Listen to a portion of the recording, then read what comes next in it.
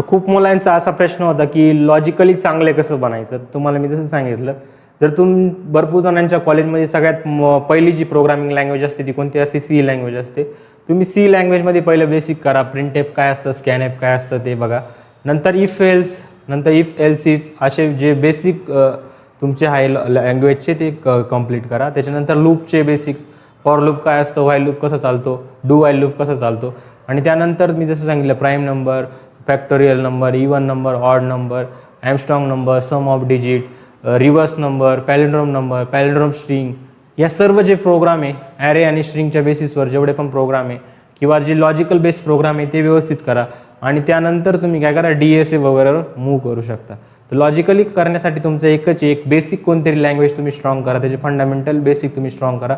आणि फंडामेंटल बेसिकच्या बेसिसवर तुम्ही काही लॉजिकल प्रोग्राम ट्राय करा. तुम्ही नक्की तुमचं लॉजिक काय हळूहळू इम्प्रूव्हमेंट होईल. आणि मी माझ्या सी लँग्वेजच्या प्लेलिस्टमध्ये पूर्ण 35 लेक्चर घेतलेले.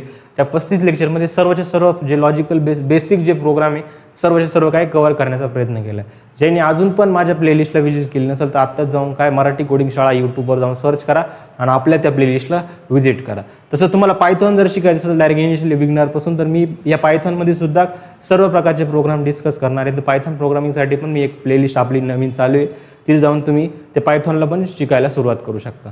आलं ना.